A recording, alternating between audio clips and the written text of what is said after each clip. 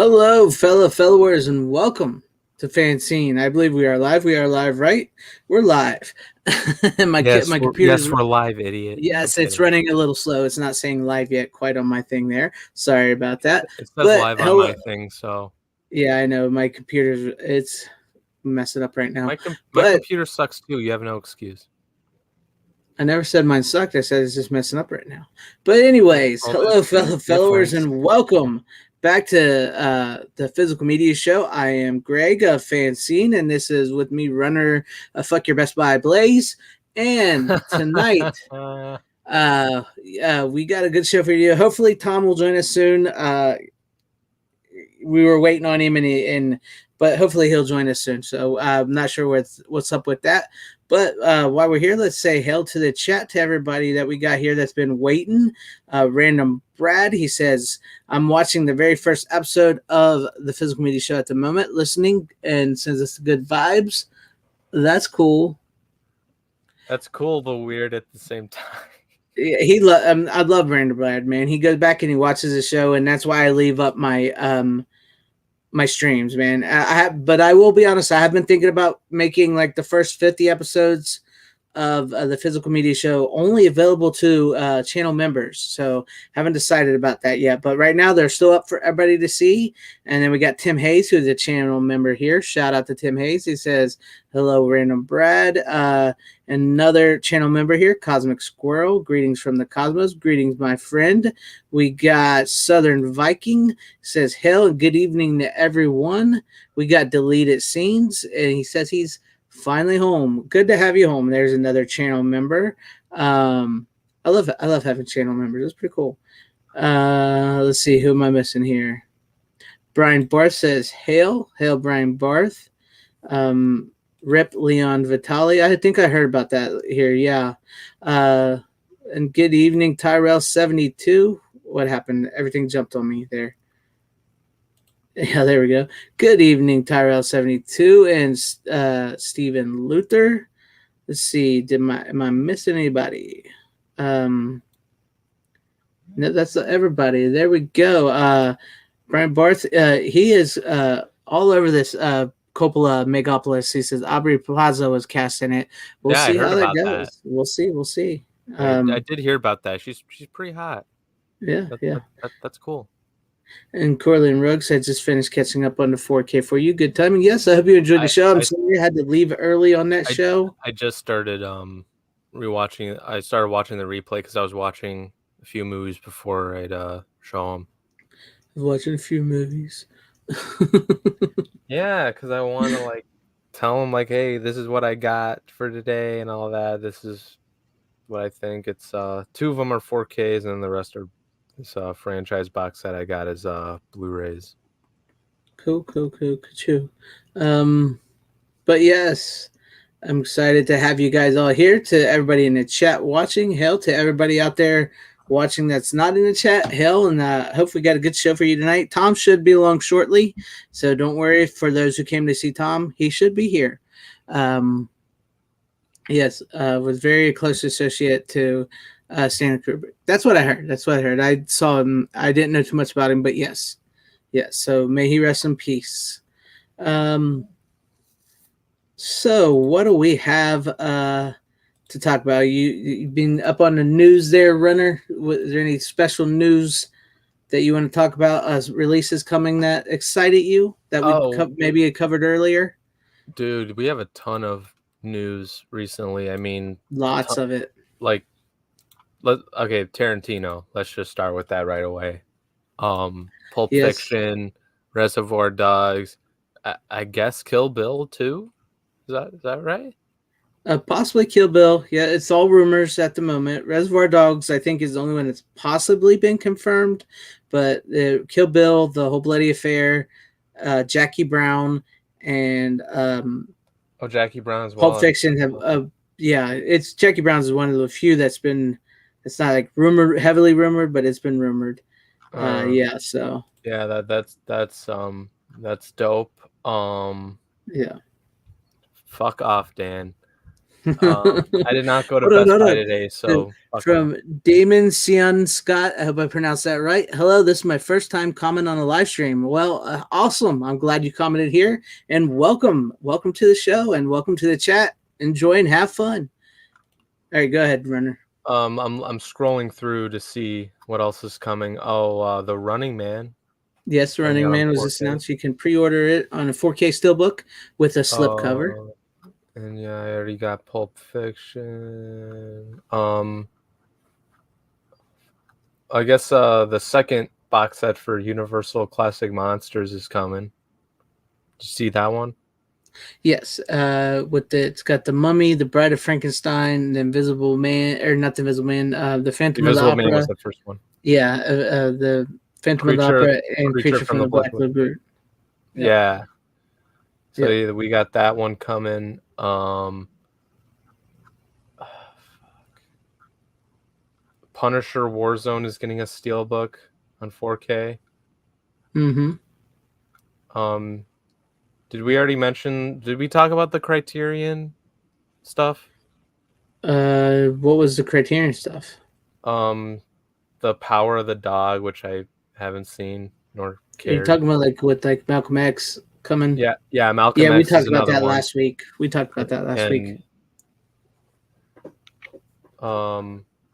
Okay. Did we talk about the Changeling? Yeah, last week. That's all last week's stuff. Okay, I'm just wondering. I don't know if we talked about that or not. I forgot. Yeah, we talked about that stuff. Big news for Kino had some announcements too, right? Yes, Kino has two of my favorite titles coming movies I really enjoy, with two old school classic action heroes, which I talked about in my video I did. But we're getting the original Longest Yard and High Plains Drifter on 4K from Kino, and I absolutely love those movies. Those movies are awesome. They are man's movies. They're badass. They're awesome. I love them. And High Plains Drifter is actually the movie that inspired The Crow and the movie The Wraith with Charlie Sheen. And I don't mean just the movie The Crow. I mean the story of The Crow. The comic book from James O'Bannon. And Killer Clowns from Outer Space is getting a 4K from Arrow? Possibly. Arrow will be announcing their new titles this Friday, usually about 10 or 11 a.m. Eastern. I'm not really sure, but they'll announce it. And one of the ones rumored is Robin Hood, Prince of Thieves, Kevin Costner, and we could possibly get Killer Clowns with them in 4K. So they did do the Arrow of the last one. I also saw a tweet that said George A. Romero's Night of the Living Dead is getting a 4K steelbook. Yes, from Studio Canal, which it is going to be released from Criterion in 4K, but I think this is a bit different. I was gonna say, I saw that and I'm like, wait, but Criterion's doing a 4K, so is it different? I think it's the same scan, it's just different, maybe possibly like Zavi or something. Oh, okay, yeah, I could see Zavi doing it for sure. Yeah. And the latest thing to come out is the Nightmare on Elm Street, Freddy's Nightmares. Freddy's a German Blu-ray release, the whole series. German, yeah. Which would be awesome to have import. I need to get a region-free player so I can do that. But it's still which I did do a video on it. If anybody hasn't watched it, check it out. Basically, I just kind of complain that there's no box set of the Nightmare on Elm Street movies, but it is exciting to get the whole series, at least on a German Blu-ray. Maybe we'll get a US release down the line. Who knows? Yeah, hopefully. I also hope we get a Highlander 4K release. It's coming. It's coming. It's pre-orders in multiple countries right now, so you can at least import it. It's 4K. I know I can import it, but I still kind of want the US edition just because. Get in here, Tom. And yes, Tom, he did know it because he called it, because I saw that this morning that we might be getting some Freddy Krueger Nightmare on Elm Street physical media news. And I told Tom, because Tom has his ear to the ground on all that, and he was like, it's not going to be the movies, but I bet it's going to be the TV series. And he nailed it, and he fucking knew it. I saw a tweet about that.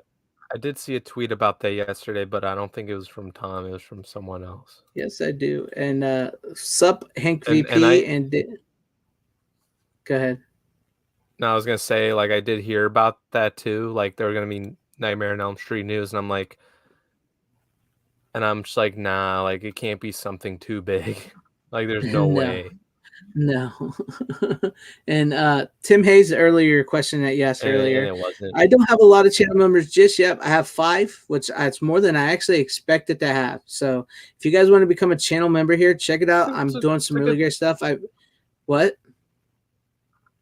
That's a good What'd you start. say? That's what I was gonna say. Yeah, it's a good start. It's a good start. I like it. I have 5 channel members. If you check it out, I've released some great channel members only videos, and I have something planned that I'm working on, a new series I'm going to be working on, and you got the channel members will get the first exclusive before anybody else of what I'm doing. So be aware of that. But yes, we got some good releases. Seika says he's got Heavy Metal in 4K, which that is a great 4K. Oh yeah, They did a heck of a job on that. And Dog Soldiers from Second Sight, I'm jealous of that because I've been wanting Dog Soldiers on 4K for so long. I'd probably pick it up from Scream Factory. I was gonna say Scream Factory is doing it too. So, well, Second Sight did it first. It's from over there in Europe. They did the really? 4K scan and everything. I thought Scream Factory. No. Dog Soldier. It's much like how Studio Canal works. Second Sight did the 4K restoration and everything, and they released their version. And then the Scream Factory got their 4K scan, did their thing, and they released theirs. Okay. Yeah. Yes. And yes, Hank VP, the TV series is going to Blu-ray. The Nightmare, Freddy's Nightmares. But it's a German it's a German title. Just to make that clear, it is a German import, not a US. Yes. I have a feeling we're gonna get a US one at some point. So I'm not. Hopefully. I don't think it's worth too much to get a region-free player or whatever. I don't know. No, the region-free Blu-ray players are pretty cheap actually. So. Oh really? Yeah, they're not bad. I mean, you'll spend about the same amount as you would on a 4K player, so you can find a pretty decent one for a pretty fair price. Okay. Yes, and Dog Soldiers is a British movie, so that's why it did come from the UK first. That makes sense. Yes, and it's a really great movie. If you've never seen it, it's a really great werewolf movie. It's a pretty good one. Practical effects any day of the week. Good stuff. Yes. Hey, we have a Tom Finally. to join. Tom. I made it. Was you out running Best Buy? Admit it. I ran. Did you go for a run? A runner. Fuck yeah, I'm proud of you. It was a long run. How many miles? Fuck your Best Buy. Fuck your Best Buy. Fuck your Best Buy. Fuck your Best Buy. Fuck your Best Buy. At me. Tom, I've been meaning to ask. I meant to ask you. Oh, Okay, wait, to send that to me so I can I forgot to, yeah. 0.5 miles it is. You can do better than that, Tom. But welcome, Tom. Glad to have you back. Yeah, $150 is not bad. I've seen them for actually cheaper than $150. So, yeah. I think I got my 4K player for that price. Yeah. So yeah, they're not too expensive. I'd rather get a Blu-ray player for cheaper than that. Yeah. Honestly. Bogey says this week I dipped into some older releases. I bought Gremlins in 4K and Lisa Swatzis on Blu-ray. I'm not sure what that is. Elsa. What's that?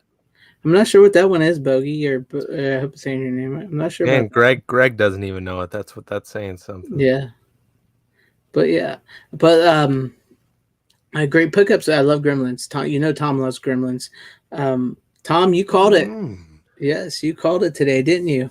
Nightmare on Elm Street. Yeah, I saw that post yesterday, and I heard something. It's like, yeah, it's not what you think. It's not what everybody thinks it's going to be, kind of thing. So yeah. So the first thought that came to my mind is, it's going to be the series, or maybe the first movie, but my money would be on Freddie Nightmares. So, Yeah. and that's what it turned out to be.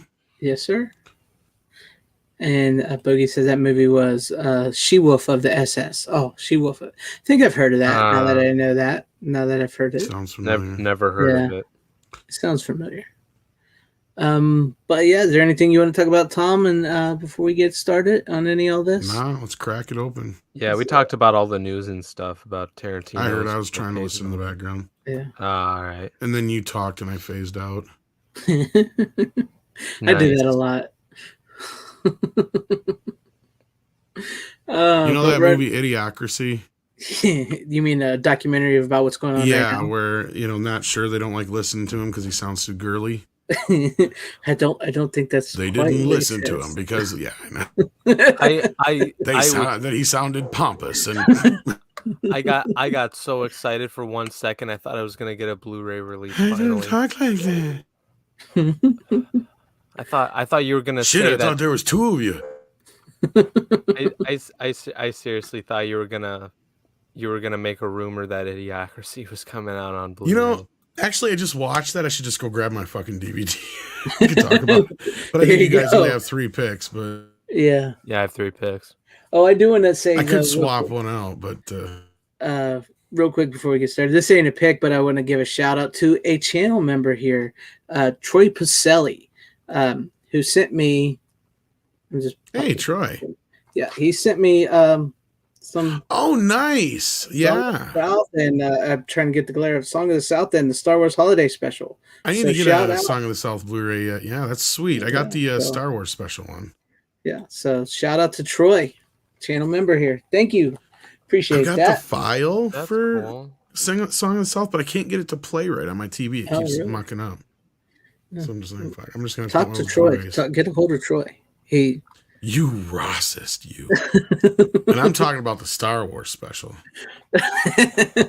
But you don't like Chewie's grandfather getting a peep show on Christmas Day? Former slave, telling kids stories about the peep shows.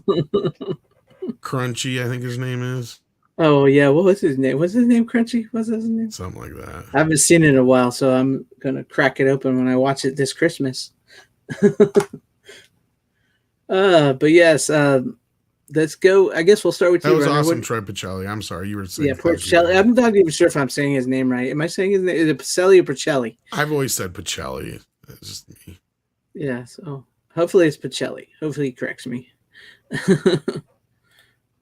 Well, I guess Evil Dead Rise is set to hit theaters and not HBO Max. Yeah. Yep. Oh, and what's even better news considering HBO Max? JJ's Batman animated series is not happening. Thank fucking God. Yeah, that's good news. That made me so fucking happy. Awesome. But Shaw, we got a time machine, but it costs lots of money. It's always breaking down and stuff because some really smart guy built it a long time ago.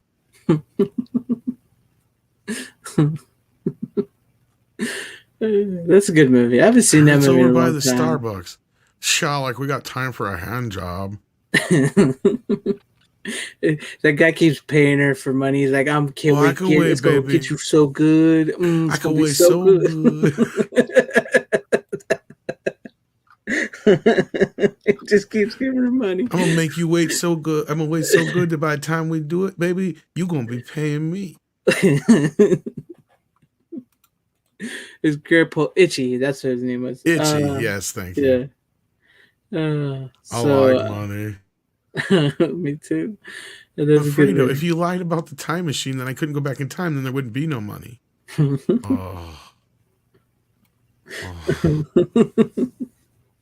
Oh, that's a good one. Oh, and also, by the way, since we talked about brought it up real quick with the Evil Dead Rise going to the theaters, Halloween Ends will also premiere on Peacock the same day that it was released in theaters. That has been announced. So dum. Oh yeah.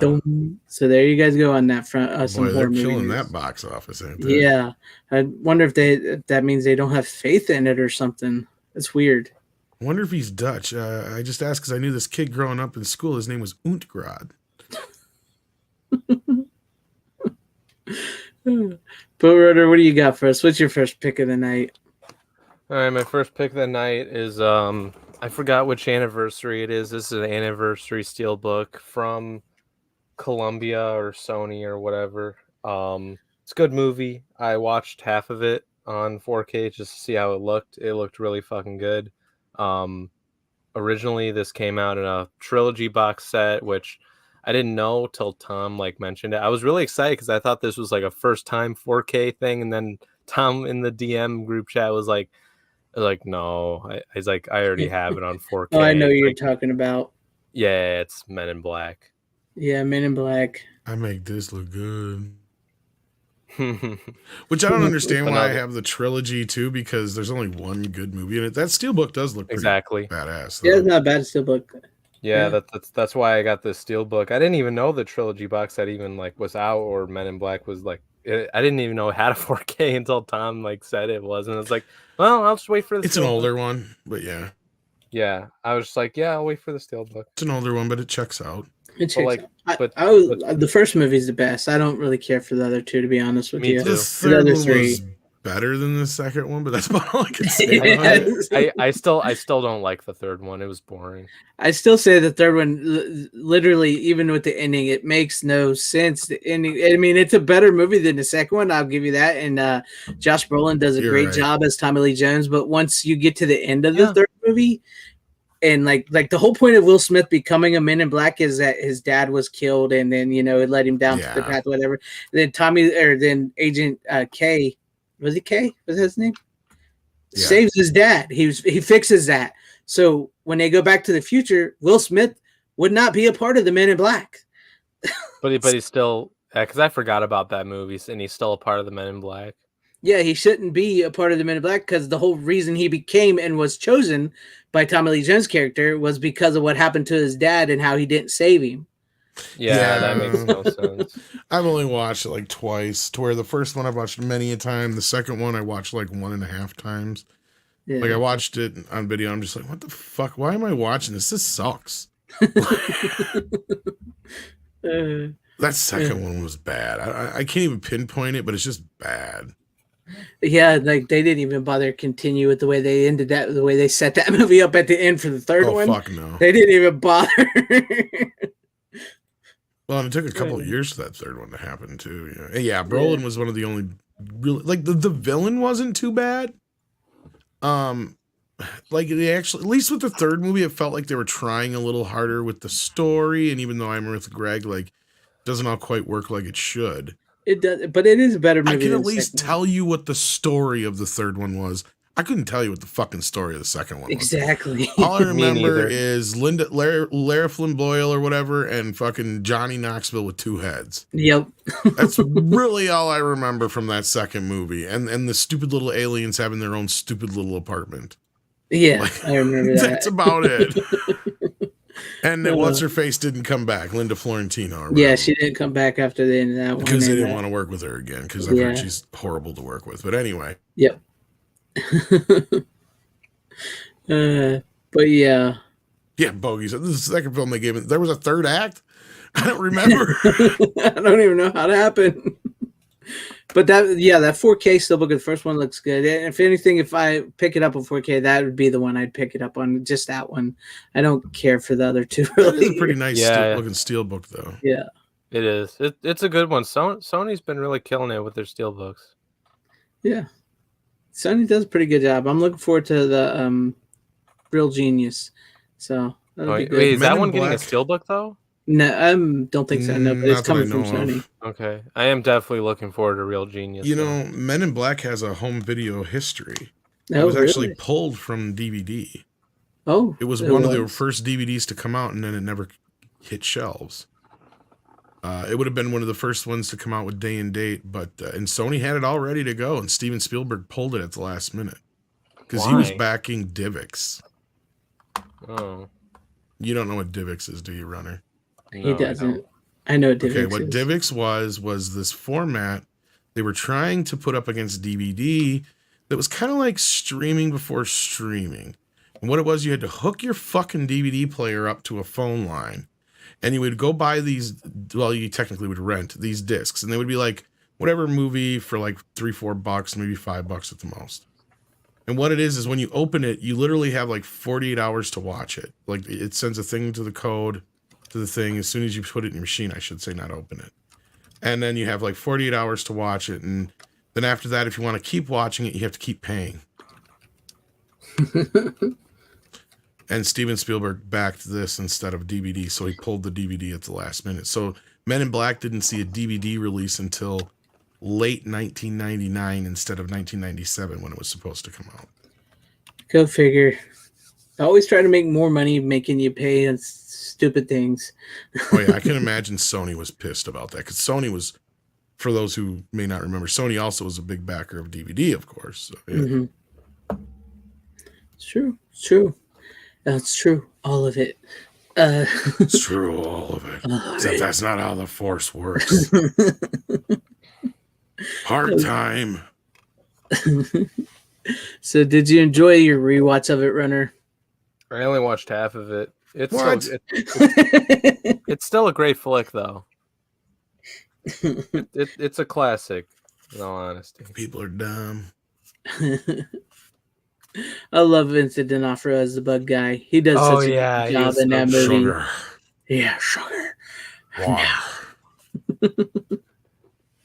And when he turns into the, like, when the bug thing like invades him and all that, like, it looks less like him. Yeah, that's the Vincent's point. awesome. Yeah, he's a great actor, man. He is a good actor. It wasn't like it was Edgar, but it wasn't Edgar. What do you mean it wasn't Edgar? It was like he was wearing an Edgar suit. Oh, I haven't seen the first one. We remember Edgar the Bug exactly because he's a very memorable bad guy, even though he's dumb or whatever. But he's a bug. Yeah, you remember him, like you said. You don't really. You remember it was Laura Flynn Boyle and Johnny Knoxville, but you don't really remember their motives or why they were the bad guys. I don't remember the fucking plot. Exactly. I don't remember. I remember the first one was about the galaxy though, because it was on Orion's belt. See, I remember all that shit. Yeah.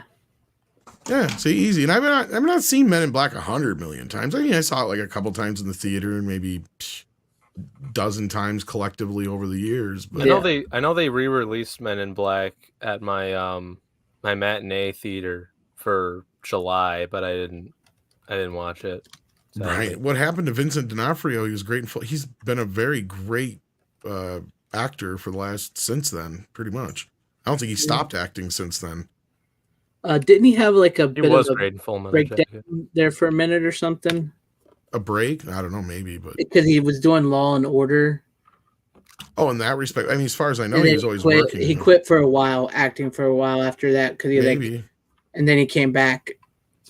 It's not. I was gonna say it's not because he didn't have options. I'm sorry. No. I think he had like a bit of a mental breakdown or something. Oh, I could see that. Yeah, and he had to stop. Yeah. If I remember correctly, because he was on that Law and Order show, and then like they basically replaced him with Jeff Goldblum and other people later on. But I think he left because he had a bit of a mental breakdown and he needed a break, and then he came back better, and you see what he's doing now. Okay. Yeah. Well, I'm sure like. I do remember something like Full Metal Jacket was pretty difficult on him. Yeah. The shit he had to go through there. And I'm sure some of the other parts and stuff he's played, he seems to be somebody who's affected in that way. Like he's a very, God, I don't know the word to use, but yeah, see, like I think he's somebody who could definitely get really into a role, too deep into a role, maybe. Mm-hmm. Yeah, Southern Viking says, he had a mental breakdown during Law and Order. That's what I thought. I remember hearing that. Yeah. He kind of is the kingpin, Corleone. Like not just like, yeah. I mean, he's really well. Like I like that version of it. I mean, and he brings that to the table. That timid, nature, but yet at any moment could snap. He could hurt you quick. He could squash you like a bug. There you go. Like an Edgar suit bug. Edgar suit.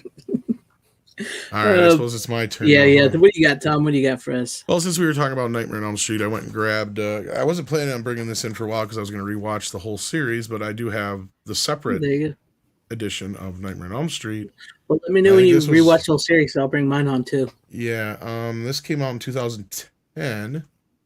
And originally this was a Best Buy exclusive. Mm-hmm. So you had to go to Best Buy to get, I think, Gremlins, this, and I can't remember something else. At the same time all came out. So I picked them up all at the same time. And as far as transfers go, this was like one of the best back when this first came out. It still holds up pretty well. See, I'm wondering if they didn't have the original negative back for this one because it looks pretty damn good. Sound on here is DTS EX. Also very well done, but to me, not quite as good as the Anchor Bay Laserdisc mix that we got just like for the 10th anniversary, I think it was. But I doubt you guys have ever heard that because it was only on VHS and Laserdisc. But if you see me show off that 2-tape set I have at Nightmare on Elm Street, that's the one. Yeah. Yep. I heard, I've heard so many. I need to check out some Laserdisc before when I go thrifting and stuff.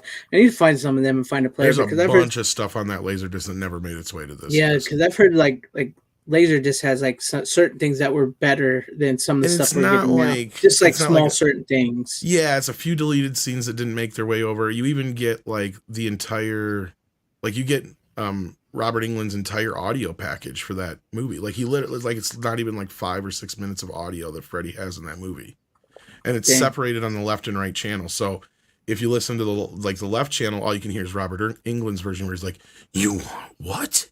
And then on the other version you hear the Freddie version where it's like, "You want what?" Like, and it's all his lines throughout the movie.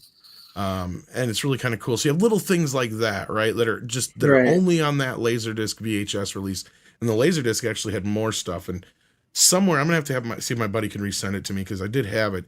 He had ripped the Laserdisc of all the special features and he put it on a file for a DVD. And I think I still have it somewhere, but I have no idea where it's at. So I might have to ask if he still has it and have him send it to me. I can pass it on to you guys. But I mean, that also has all the same deleted scenes that are on here. But some of these are in much better condition than are on there, like the alternate endings and the extra footage of Freddie that we don't normally get to see, which would be really cool if they could integrate it somehow in like a strange like alternate edition. Because for those who don't know, like we were supposed to see a lot more of Freddie than we did. Like there's the scene where he's dragging Tina across the ceiling. There's alternate takes where Freddie's actually in the shots. Yeah. So like, that's true. Like it'd be really cool if we could see some of those alternate takes, and then there's like little clip outs where like,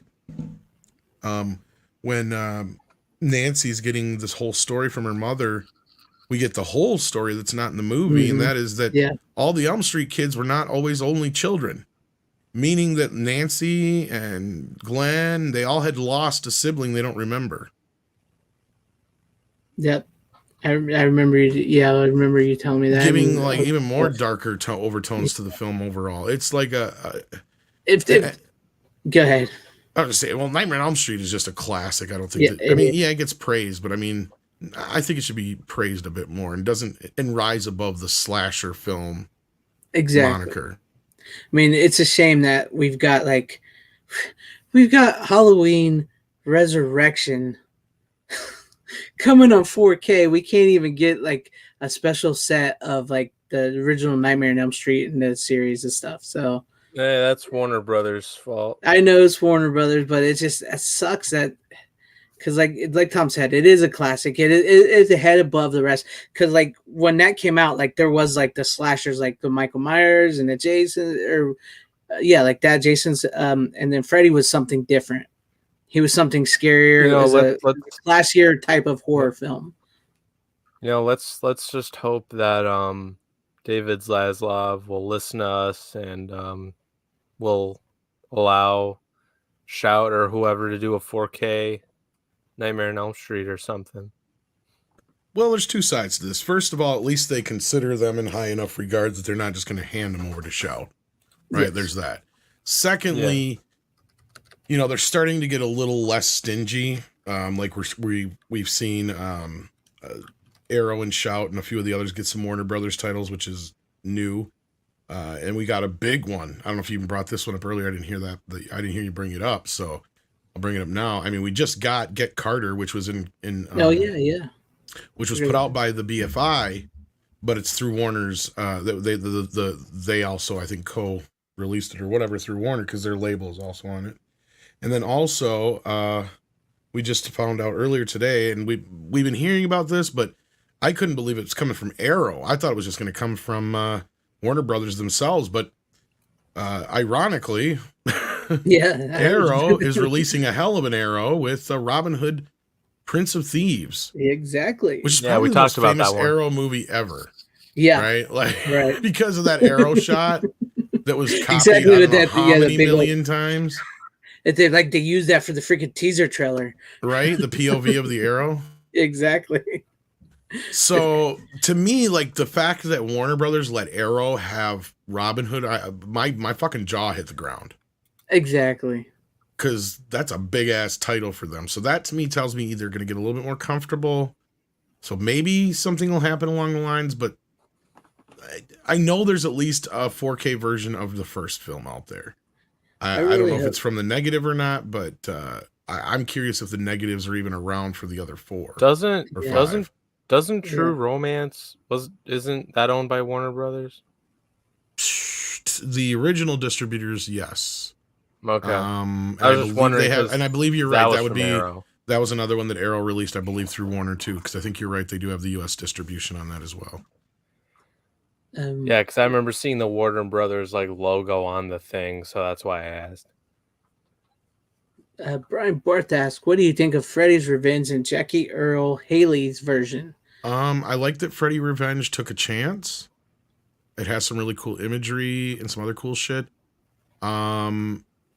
The Jackie Earle Haley version, if it wasn't the 5 scripts that it's like been glued together, it might have been a decent remake because they had started with the kernel of the idea of, oh, maybe Freddy's innocent and Jackie Earle Haley's a good actor, but instead they waste an hour of our lives for that to be just nothing but a red herring, and Jackie Earle Haley to just repeat lines that Robert Englund has said in previous films. Mm-hmm. So unfortunately, to me, the Nightmare on Elm Street remake is probably one of the worst remakes in history and one of the biggest travesties, because you took a really great actor and an interesting concept and kind of actually went at it at first like full bore, and then you just kind of lost it somewhere along the way. Yeah, it's I can't. Freddy's Revenge myself, it's not one of my favorites, but it does have some like really great dark, scary moments. I mean, the pool scene, let alone "You Are All My Children Now," that is a fantastic scene. I love how like Freddy's claws come right out of his hand. Exactly. Yeah, I agree with you on that. And then like with Jackie Earle Haley, a great actor. Like I said, they wasted on time. I'm down with I would love to have seen. If you're going to remake it, and you're going to do it a different way, you could have did it where it was like he was actually not the Springboro slasher or whatever. That he was actually an innocent. Yeah, he was an innocent setup man. That would have been great twist. Yeah, and he's not a bad like casting choice either. Like I would have but with like the makeup and the repeating the lines and the but that's not his fault.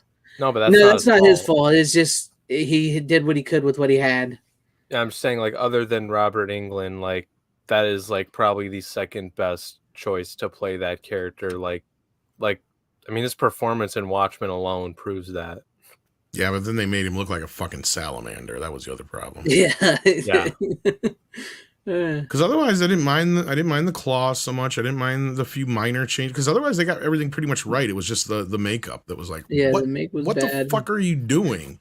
I admit that opening scene within the restaurant and the knife, that was a pretty decent scene. It had some interesting ideas. But then, like the film's second sin is that the parents are non-existent in that film, right? And they are a very important, integral part to the first film. Because at first they seem non-existent, right? Like that's kind of the whole point. These kids are running around without any fucking parental supervision whatsoever. And then in that the second act kicks off with us learning, Donald and and Nancy's mom. What's her name? Oh yeah, what was Nancy's mom? But it wasn't Heather. Was Donald and Marge's whole situation and how they're divorced, and it sets up this whole thing where you're like, okay, so. And at that time, divorce was not something that was often portrayed in movies very often. It was just kind of new. Like E.T. and only a couple of movies had like divorced parents in them at that point. Like, so like, and that was the whole thing is if you noticed, it was all single parent families.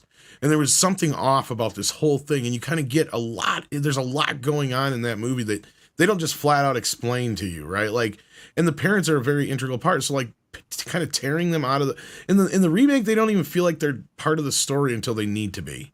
Mm-hmm. You know what I mean? It's just like, okay, they're here. Yeah, they did this thing. But it's like, okay, well, you need to set up more than that. You need to, because that was the whole day. Remember, Nancy's mom was always kind of like trying to keep her locked up. And like, what the fuck? This bitch is going crazier than her. You know? Exactly. And that's kind of the point, is by the end, she is technically crazier than her daughter, because you find out her daughter's telling the fucking truth. Yep. You know, and then, you know, and even, it's just, I love the first film so fucking much. And and don't get me wrong, there's sequels like 3 that had, you know, a few things up on the first film, but just on pure idea alone, right? Just how this whole, even if you go by the idea that Wes Craven says that the whole movie's a dream, his idea is that the whole movie's a dream, and at the end, that's the first part that we're actually seeing reality. And what it is Heather pre-dreamed this whole thing, and now she's going to have to go live it out again, and in a whole new, you know, all over again kind of thing. Right.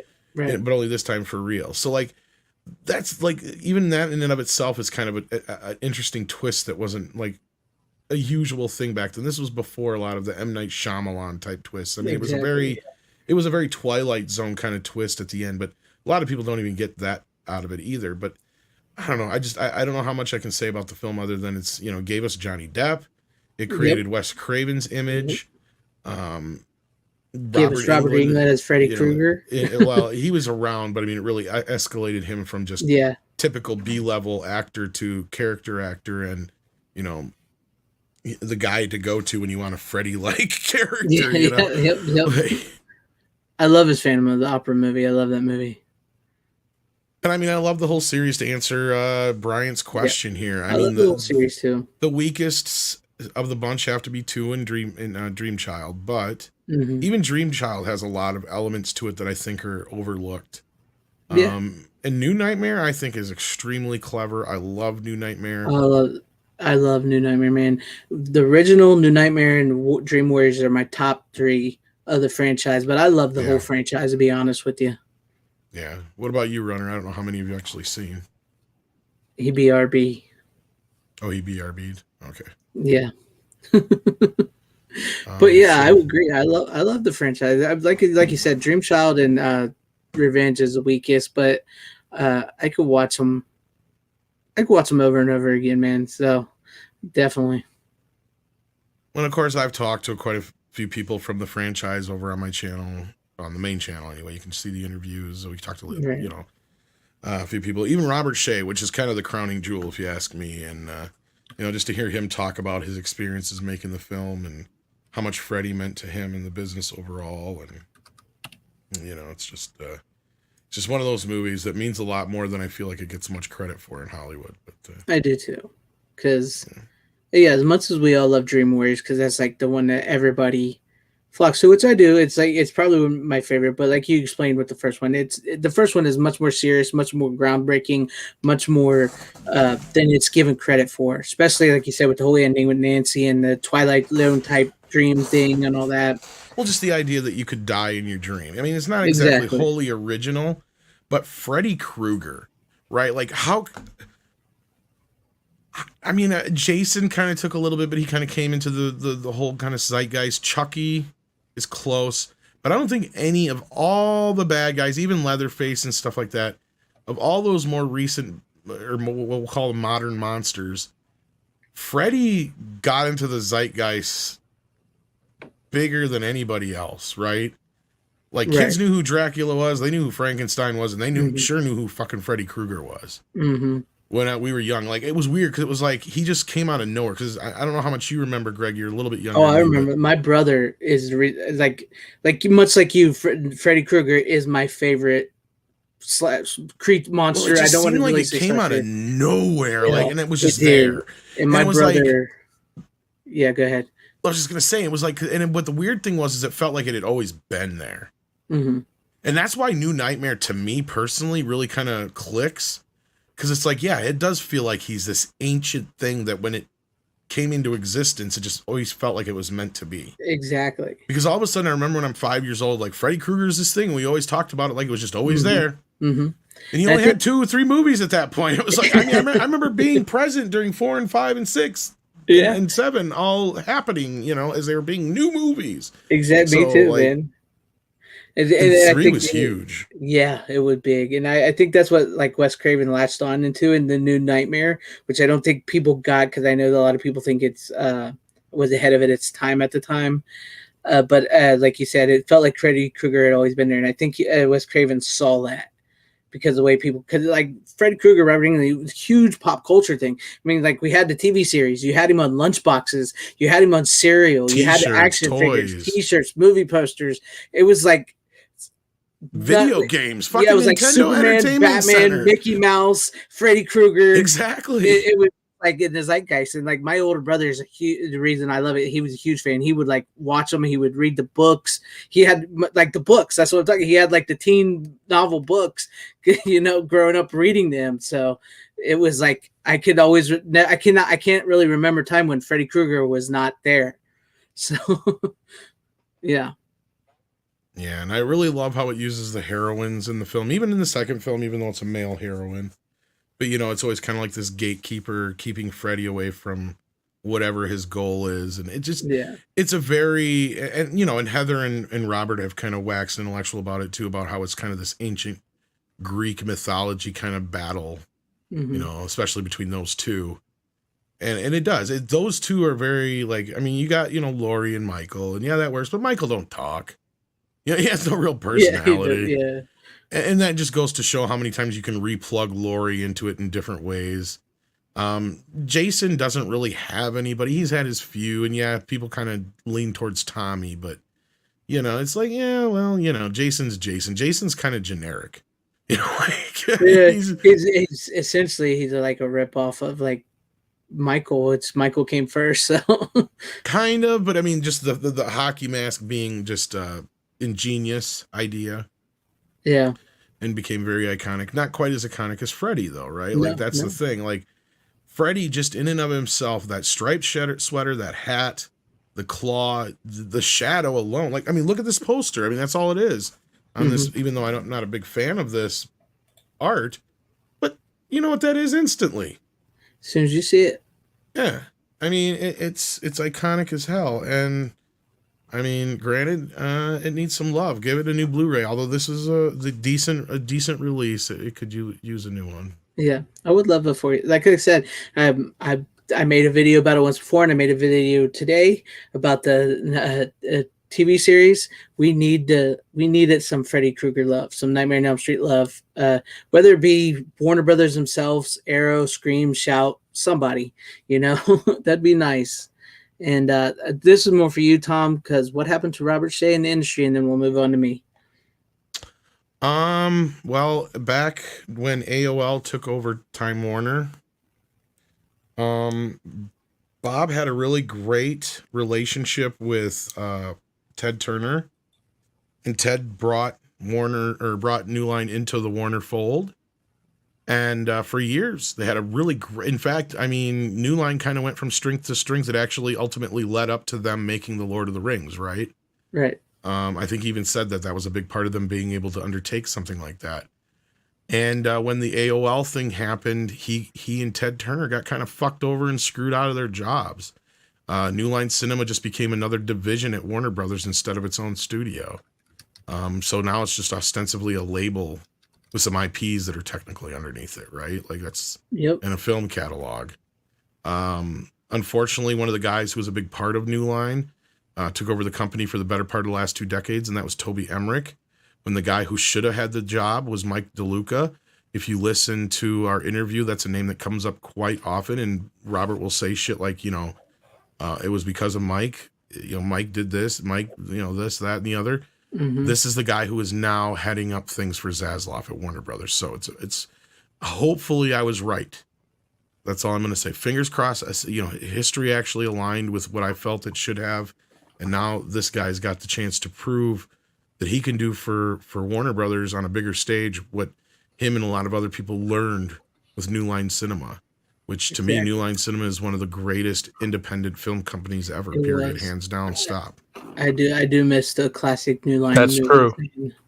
I miss them. But yes. That New Line was the shit, man.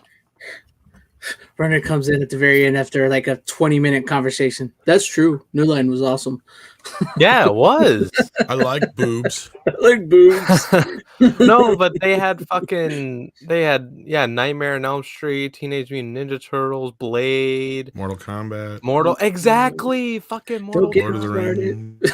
Lord of the Rings. Lord of the Critters. Rings. Yep. Critters.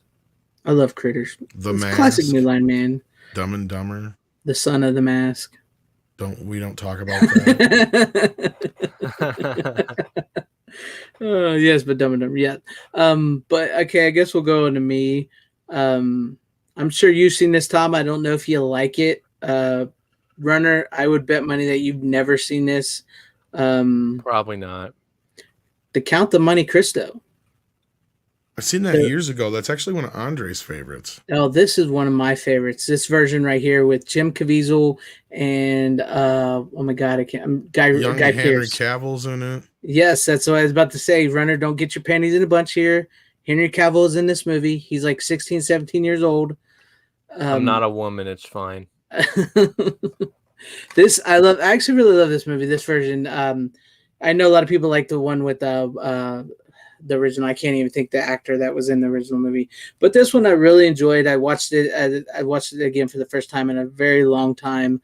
I just love this movie. It's if you don't know the story, The Count of Monte Cristo is essentially about some French sailors, and a count of this rich Guy Pearce is this like rich count, the son of this rich count, and Jim Caviezel plays like a poor man who basically good things happen to him. He has a hot fiance. He gets to become the captain of a ship after trying to save the captain's life, and sadly, he takes a note from Napoleon, who has been exiled to a small island, and his friend, who is jealous of him, who's rich, who should not be jealous of a poor man, turns him in, gets him arrested, puts him in a prison, a really bad prison for 13 years. And makes everybody think he's dead and everything. So in prison, he meets this guy, the original Dumbledore, by the way, that was in the Harry Potter movies. He teaches him how to read, how to think, mathematicians, all that, and how to sword fight. He escapes and he takes his revenge as the Count of Monte Cristo because he finds this huge treasure that the old man in prison that he met knew about. But this is a great flick. I really enjoy this version. The only real problem I have with this is it's based off of Alexander Dumas's play or story, who did the Three Musketeers and everything. So they're French. Jim Caviezel is basically just speaking an American accent the whole movie. While Guy Pearce is British, Henry Cavill's British, and then like the woman playing his fiance is sort of British. She sort of slips in an Alva accent, but the sword fights are amazing. The story is great, and yeah, if you've not seen this one, I'd check it out. It's a good one. And Runner, I definitely think you would like it. So if you've not, yeah, you like action flicks and stuff like that, you'll check it out. And plus, young Henry Cavill. So all right, there we go. It's a great movie. Yeah, I like Henry Cavill. He's cool. Yeah, I mean, it's you. Yes, Richard Chamberlain. Thank you, Dan Blackroyd. That's his name, Richard Chamberlain. Yeah.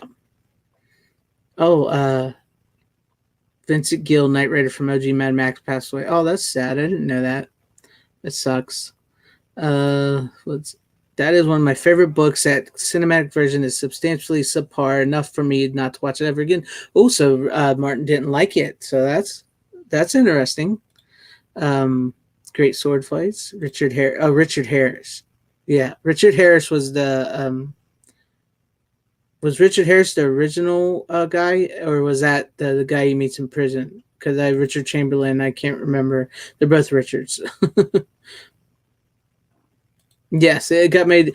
It's very. Was this a '90s movie, the early '90s or early 2000s? I can't remember. Let me look real quick. I don't remember. I think it was 1990 something, maybe. It's not saying on the bottom. But yeah, it was probably made because of Mask of Zorro. But I enjoy this version. I really, really enjoy it. I think it's really good. So, and I definitely think you would like it, Runner. I really do. Okay, Richard Harris was the old man in prison, and Richard Chamberlain was the original. Okay, got it. All right, but yeah, there you guys go. That was my first pick of the night. Not a long conversation like the Nightmare on Elm Street, but hey, sometimes the movies just aren't. Oh, we're gonna have a really long conversation with my last pick. I'll tell you that much. Most likely it might have been 2002. I couldn't see I think I couldn't remember if it was late 90s or early 2000s, but yes. So what do you got, Runner? What's your second pick? All right, so this one is it's one from Arrow. It's 4K, and it's a Wes Craven film. Oh, look at that! The Hills Have Eyes. I don't really like that one, but yeah, I do like it, except for the ending. It's better than Last House on the Left, or what was that? What's that one? Yeah, Last House on the Left. Yeah, Last House on the Left. Yeah. Yeah, you got it right. His first movie. There's so many movies out there with like the Last House on the whatever. Yeah. Exactly. I should have let him go after you, Tom, before me, because mine was like an odd pick there. But yeah. No, but I also watched the alternate ending to this. It's slightly better. Like it's a way better ending, because the ending for the original cut is like, it's just the one guy like just chopping the shit out of this dude, and then that's it. That's the ending. It's like, that's it? Fuck. Yeah, it's been a while since I've seen it, but yeah, it's like not what it's not. I don't mean to say it's a bad movie or anything. It's not, because I like Wes Craven or anything. It's better than Last House on the Left, but it's not like one of my favorite Wes Craven movies. It's not one of those. But yeah, it's good, it's decent. And have you ever seen the sequel? Well, you've just seen that, so I doubt you've seen the sequel. No, I didn't even know there was a sequel. Yeah, he made a sequel a couple years later. It's not Wes Craven. It's Wes Craven. It's not as good. Okay, I mean, but have you seen the alternate ending of the movie? No, I haven't. Okay, so you know how the ending in the first cut or whatever is like literally just the dude like stabbing the shit out of the one like caveman guy. Mm-hmm. And it just cuts to like a red screen or whatever, and then says like the end. Mm-hmm. So basically, how do I explain it? So they switch. They sort of edit the scene like in a different type of order. So after he chops the shit out of that one dude and then gets the baby, because they don't reveal that they got the baby in the first version. Mm-hmm. Because that was my question. I was like, what the fuck happened to the baby? So then and then in the alternate ending, it actually like it like shows you that they got the baby and the baby's safe. It's like, okay, that's good. The creep factor is amped up in the original. It leaves you guessing. Yeah, it does leave you guessing, but it's just like but it's like weird. It's like, that's your ending? So then I watched the alternate ending, and it's a way better ending. It's actually an ending. Mm-hmm. Like the alternate ending, like it shouldn't even be an alternate. For like in the one you see is like really creepy, like a darker type tone ending. Yeah, I know, but it's not. It's not an ending though to me. Like that isn't how you would end a movie. But then like the alternate ending, which shouldn't be the alternate ending, it should just be the ending. You know what I mean? People like Wes Craven, they tried things back in the day that you can't get away with nowadays. So and that's cool. I get that, and I like Wes Craven. I understand he wanted to try something new, but like, I don't know. It felt really out of place to me. Right there, like I like the concept a lot. I think that's why I might like it more than you. Oh no, that's not that I don't like it. I do like it. It's just not one of my favorite of Wes Craven's. Yeah, and for a 4K, this is probably the most like film grain I've seen in a 4K transfer. And the remake one of that is nasty, and I don't mean like nasty. Like what do you mean? It's pretty bad. The remake, not like bad. I mean, it's not too bad of a remake, but it's not bad. There's some crazy stuff in that. Well, it's not good. Okay. No. Like Tom says, the remake isn't horrible. Okay. It's when I say that, like they do some nasty, like it's a they actually I thought you they meant go to places. They go to places in that movie. I thought you You meant know. I thought you meant nasty as in like it's like in terms of like graphic and stuff. If that's what you meant, I don't know. It does get a little graphic. Okay. Yeah. And I'm with you, Mikey. I love film grain. It makes you feel like you're watching a film. No, I agree. I agree. The grain is cool. It just felt a little too extra for the transfer. That's all I'm saying. I have no problem with it. I'm just saying, like I can totally tell, and it's cool. You know, Yeah. you can kind of tell this is like him still kind of starting off in the industry or the film industry. You know, type of thing. Mm-hmm. So that's what he worked with best. But the alternate ending, back to that. So after that one dude is like stabbing him, it cuts to the scene where they blow up the trailer. You know what I'm talking about? Yeah. Go on. That scene in the original version was before the guy stabbed the guy. But in the alternate ending, it's after. And it actually made the movie better. And it made the movie slightly better. And then the very end, they're all together, happily ever after with the baby and all that. And it's like, you know what? That's a way better fucking ending. So what I'm hearing is you like the alternate ending better. Oh yes, way better. Well, because the original ending is like, it's like, I understood Wes Craven tried to do something different, but it's just like, what? Like, that's it? Like, are you kidding me? Because I spent like, I forgot how much I spent for that, but I was just like, damn, this is not worth the fucking money if that's the fucking ending. So then I watched the alternate ending because like they even have an option, like Arrow gives you an option to watch the movie with the alternate ending too. Like you don't have to watch the clip. On the special features, it's like there's play and then there's play with the alternate ending. So I appreciate Arrow for that. So I will remember to watch the alternate ending version. That's that's arguably way better.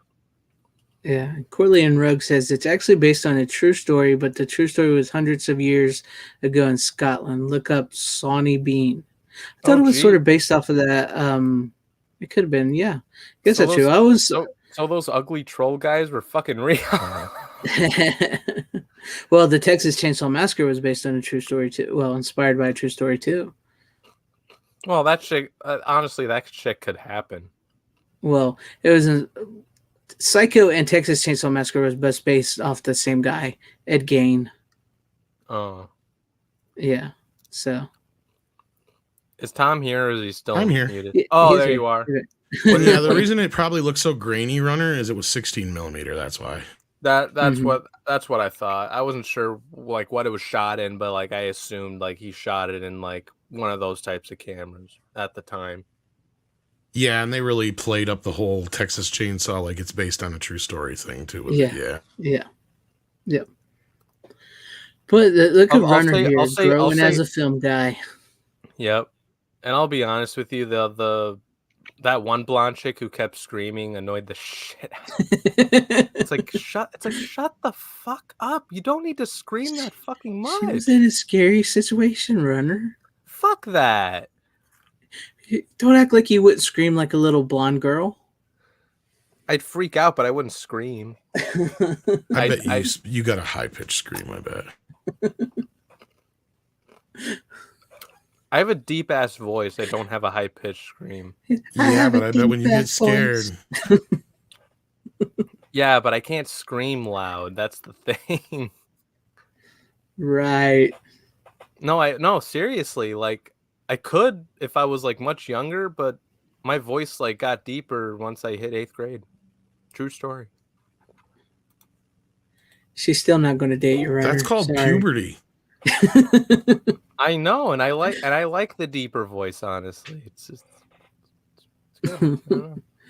You hear that? Runner likes deeper voices. Yes, we know.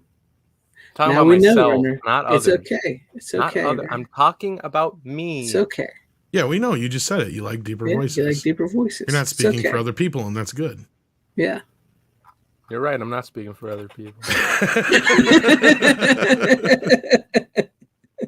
All right, but let's go with you, Tom. Speaking what do you of got? true stories, Yeah, what do you got? You'll notice a running thing with that. My Wes Craven movie also was inspired by other true events. For those who don't know, you can check that out. As much like The Hills Have Eyes, but another film, my second film, is also inspired loosely by true events, and it's also technically a remake, but it is also one of Martin Scorsese's greatest fucking films of all time. You know, we talk about Scorsese quite often, almost as much as Zack Snyder on here now. In this film... That's kind of true. It's one of those movies I love to watch at least once a year. And it's one of those movies that proves that every few years Scorsese's got another one in him. Just when you think, you know, he's given you all he's got, he gives you something like this. Oh, yes. The Departed. And The Departed... crying out for a 4K remaster. One of the greatest films of all time. I can't say enough great shit about it. The cast is fucking superb. I love it. It is a great movie. It is. Exactly. I mean, I don't know what else I can say about this is other than maybe go fuck yourself.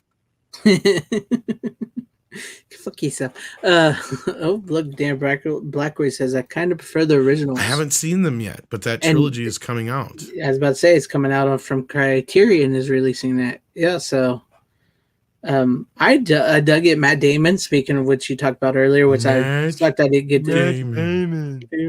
Matt Damon, Mark Wahlberg. That scene when that dude comes off the building when they throw him down and he just lands on the ground. Sheen, Martin Sheen, Baldwin. Well, you know, he doesn't shoot anybody in this movie. I don't think. No, he doesn't. And of course, you've got Leonardo DiCaprio, Jack Nicholson as well.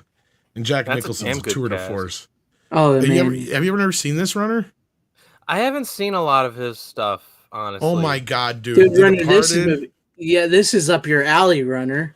Okay, it's the Jack Nicholson character is loosely based on Whitey Bulger. And the whole idea about this movie is pretty much what happened in real life.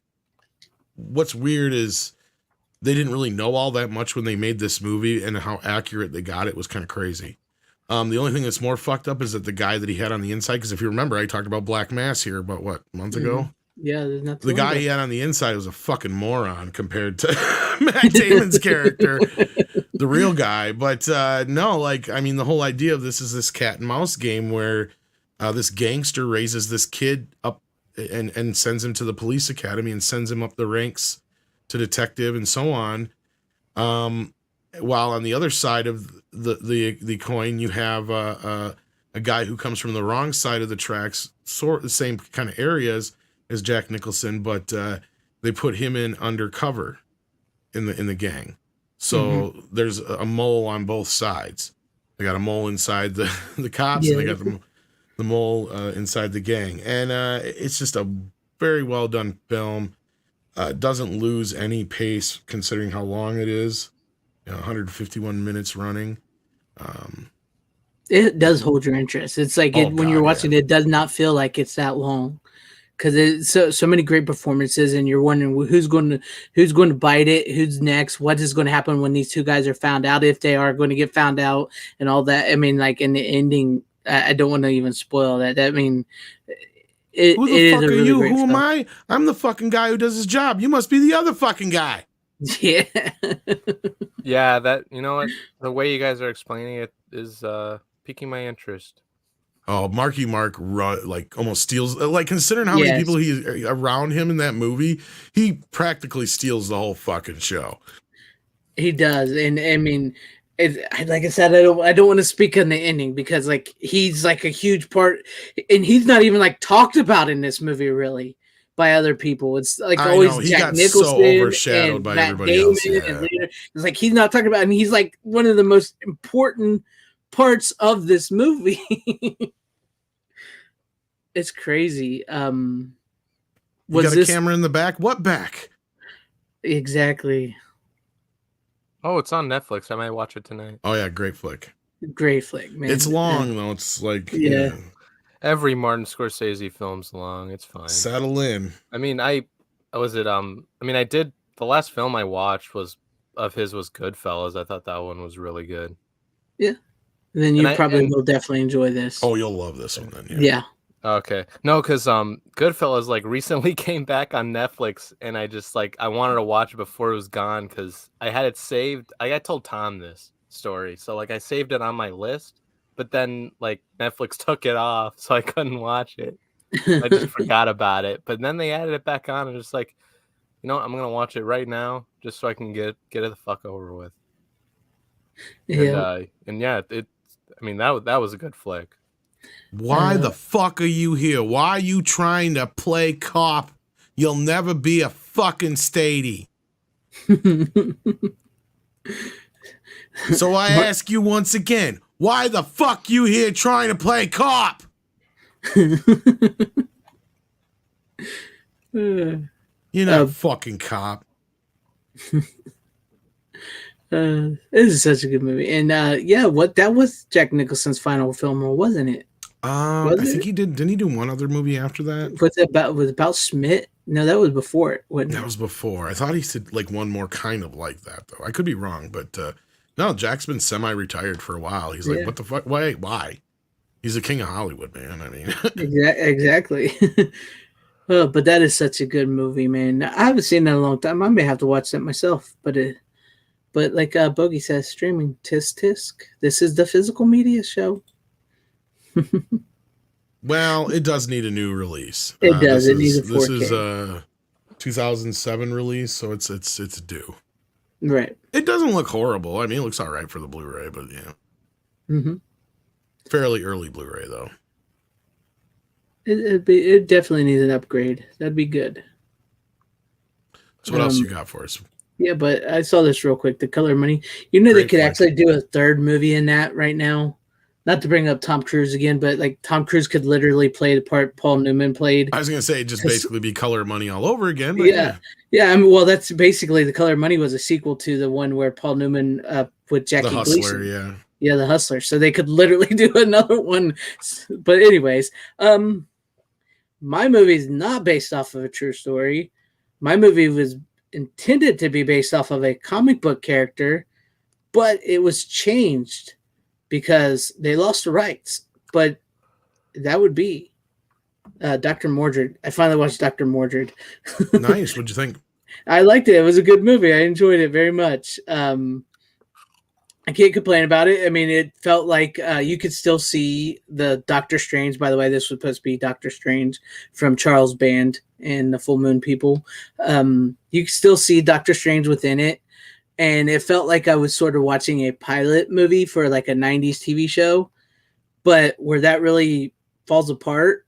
And well, not the movie falls apart, but where feels a naked chick just comes walking out in one scene. So you're like, oh, now you're in a full moon movie now. So this, so I dug that, but it was really good. Jeffrey. Right. Yeah, exactly. I mean, it would not be a full moon movie if you didn't have a naked chick. And I thank Charles Band for his love of naked women. Hail Charles Band. Yes. But it's a great movie. Jeffrey Combs does a great job as Dr. Mordred, and Brian Thompson as Cabal, the bad guy, does great. The only big complaint I really, really would have is the final fight between the two wizards is kind of But other than that, it's a great flick. It's a very 90s. I love the feel to it. I love his little apartment and, the third dimension and stuff they travel to. It's really great. So if you've not seen it, Runner, check it out. Tom, have you watched yours? I know not the new. I haven't watched the Blu-ray yet, but I remember seeing it like years. Yeah, the Blu-ray looks great on like Cinemax or whatever. But yeah. No, I met Jeffrey once for a little bit. He's really cool. Oh, did you? Talked to him for about 5 minutes. Yeah. Oh, that's awesome. I'd like to talk to him, but yeah, Jeffrey Combs does a great job. It's just really good. It's actually just a really. I ended good up movie. Giving the autograph though to an ex-girlfriend, and I regret it. Oh, that sucks. Because she loved the Reanimator, and so I gave her the autograph, and yeah. Naked chick, he must have been. I'm actually probably not as young as you think, there, Tim Hayes. But I mean, there's nothing wrong with the naked chick. I enjoyed this. I mean, like I said, you could really feel like Dr. Mordred, how he was supposed to be Doctor Strange, and how Brian Thompson's Cabal was more than likely supposed to be Baron Mordor, and you could see where they had to change it, and how you like they even like call his apartment the Sanctum, so it's supposed to be the Sanctum Sanctorium or whatever. So yeah, it was a good one. I enjoyed it. Other than like I thought the ending fight was a little meh. I thought they could have did it better on that, but it's quick 80-something minutes. It's full moon, dude. Yeah, it's full moon. What the fuck do you expect? Exactly. So I was like, yeah, I'm down. You're lucky it's a movie. Exactly. But like I said, I think Charles Band, because like, could you imagine if you're watching like Doctor Strange with a Benedict Cumberbatch and like a naked woman just walked out and started making out with the bad guy, and he laid her down on the table and just killed her. That'd be the greatest thing Marvel has pulled out ever. I mean, that would definitely get people watching MCU. Yeah, again. Exactly. Like Kevin Feige, take notes. Yes, and yes, you do get a very puppet, stop motion battle, which is actually pretty cool. It's just like I wanted to see a little more magic between them, but like you said, it's a full moon feature. I'm curious, who would be the naked chick though? Does it matter? Yeah, who would it matter? It's a naked woman, and besides, just look up Elizabeth Olsen. She's done nudes, so there you go. What about Rachel McAdams? I don't know. Have they caught her nude? Maybe. I don't know. I don't know, but she's super hot. Isn't she old enough to be your mom, Runner? He's got a fetish. I feel like I feel she's too young. Oh, you feel like she's too young to be your mom, or too young for your loving? He likes them old. He likes what's her name? Wrinkly and gray. Granny from Dude, she is totally old enough to be your fucking mother because she's older than me. By 2 years, she's older than me. Yes. Are you fucking kidding me? I shit you not. She's 43, almost 44 years old. Oh, for real? She looks just barely be your mother. She looks way fucking younger than that. Oh, she's a lovely lady. Well, she is older than me. And Tim Hayes, I'm 39 years old. So there you go. That's crazy. Yeah, Demi Moore's more his speed. He needs to go a little older. Yeah, I'm telling you, he's Cloris Leachman. That's what he wants. Good and dead. I like them that way. I like it when they lie still like that. I like it when they lie still like that. Cut good teeth. He has no idea what that's from. I gotta watch that yet for our A-rated B movie. Damn it! Oh, I watched it not too long. Like I said, I bought it not too long ago. It's great. By the way, if I'm muted, it means I'm eating. Okay. But yeah, Dr. Mordred is awesome. Check it out. I enjoyed it. So I know, Tim. I look good. I always look good. That's the thing I love about Full Moon, right? Mm-hmm. It's kind of middle of the road. Mm-hmm. You know you're not going to get screwed over like Evil Tunes. Right. That's not a Full Moon feature. That's Fred Olen Ray, which he works for Full Moon now. Yeah, but yeah, like you know you're going to at least get some of what's promised on the cover. Not exactly, but probably close. Yeah. It's good. It's good. And like I said, it does like the way the movie starts off, it does feel like it's the 90s Flash TV series.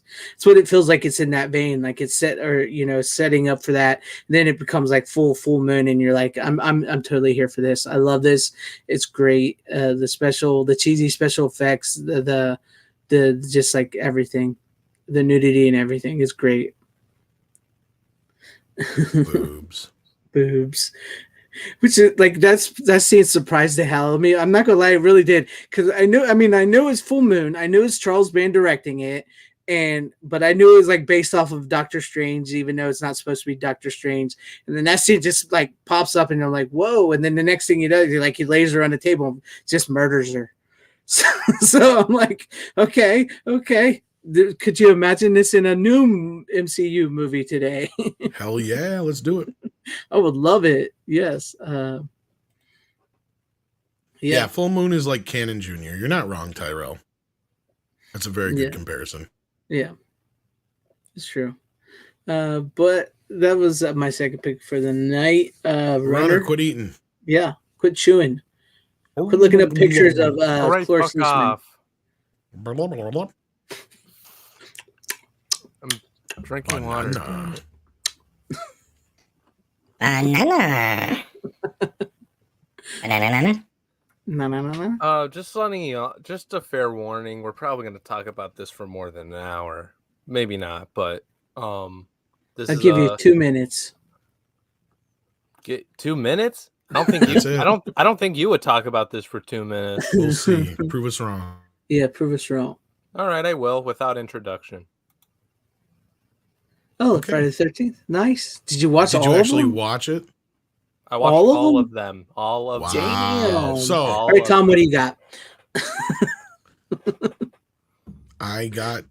I was just kidding. I was messing with it. Wow. Why you had to ask now is beyond me. But... Tom, I told you not to mess with that. So what you think? Seriously, I got a little wild. All right, so you want like thoughts about like each movie type of thing? Yeah. So what do you got all together? All right, so first Friday the 13th. It's good. That one I haven't seen in a while actually. I kind of just as soon as I got the box set, I just went to the second one because I hadn't seen that and through and so forth. I really like the second one. It kind of freaked me out at parts because I feel like other people have said this, but like I really like the mask in the second one where it's like a bag. Yeah, a lot of people actually do. Yeah, just because it's like it's a little more scary than the hockey mask in my opinion. Because like I think I got jump scared like twice. I feel like just like a little bit, and that was a good like in a good way. Yeah, the second one is actually pretty scary, and I know we talked about earlier the hockey mask and how iconic it become, but a lot of people do like the potato sack bag because it made him a little more scarier. Yeah. So then, was it part 3 or 3D or whatever? Which one was that one again? Because 3, 4, and part 3 is where he gets the mask for the first time. That's the 3D one. You can tell it's 3D because everybody's shoving shit on the screen. Oh yeah, that. Oh yeah, I did know, to the screen in the eyeball. No, exactly. I did notice that. I was like, oh my god, there's so much shit in here. That's like, yeah, they totally filmed this for 3D. But and then final chapter. I honestly don't remember which one that was. That's the one with Corey Feldman. Yeah, part 4. Oh, is that the Corey Feldman? Oh, that's the one. Is that it's like that's his first. Oh yeah, that's right. He was in that one. It wasn't his first movie, obviously. No, it wasn't. Yeah. Well, first movie in the Friday the 13th franchise. Yeah. Okay, that's what I meant. And then A New Beginning. I think he was in it for like the very beginning. Yeah, he's just in it for the beginning of that one. Yeah, and I met Corey Feldman recently, so that's funny.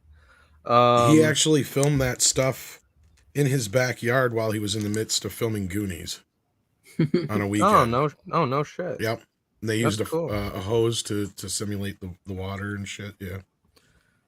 So then we go to Jason Lives. That one might be my favorite. Part 6. That's everybody's favorite. Tom McLaughlin rocks. Yep. Yeah, that's Did you get to talk to him yet, Greg?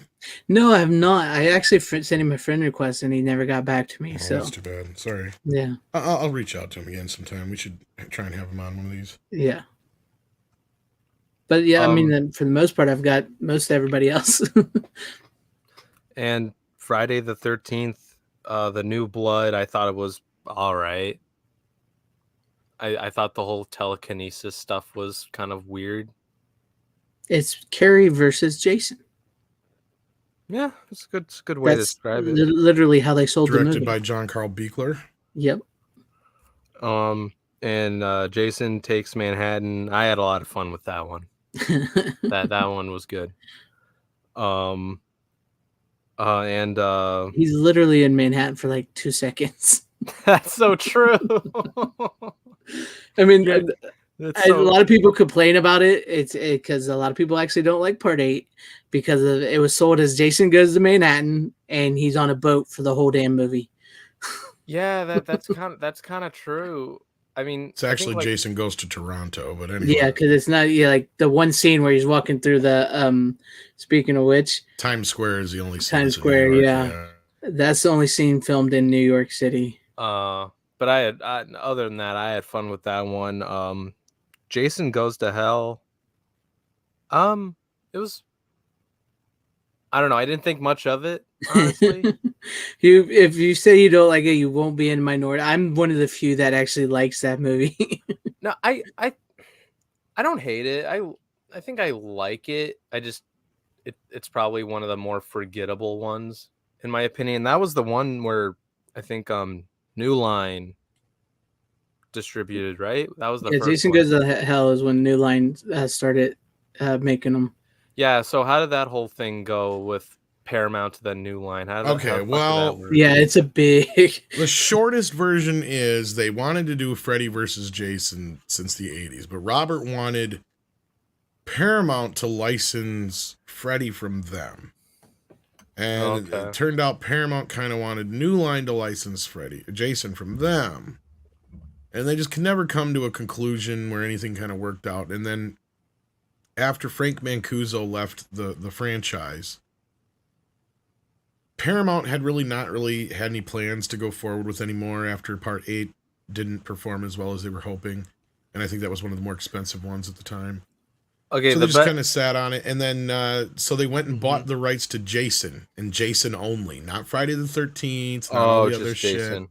Just Jason in the Voorhees name or whatever. So, I think they had to pay a little extra to use Pamela Voorhees' name. But outside of that, yeah, that's pretty much what happened. So then, up until recent years, New Line owned Jason, flat out. But things changed hands over the years due to different things. It's kind of a very convoluted situation, but now it's all over the place.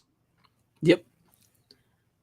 Yeah, and I did like the Freddy versus Jason teaser at the end of that movie. I thought that was very well done. It's like I said, I'm one of the few that actually like it. Most people, like Channel Starface here, they do not like Jason Goes to Hell at all. And I can't blame them. I honestly can't blame them. Honestly, Jason Goes to Hell to me is, as a movie, it's better than Jason X in my opinion. I mean, Jason X, I don't hate it. I just think it's really stupid. I mean, listen, the concept of a horror like slasher, but like sci-fi and all that, I think is cool. I think there are like minor problems with it, I'd say, but like overall, I did have fun with it. Nice. And I don't give a fuck what anyone says. I love Freddy versus Jason. I fucking love that movie. It's so good. I like it too, but Freddy does get the short end of the stick in that movie.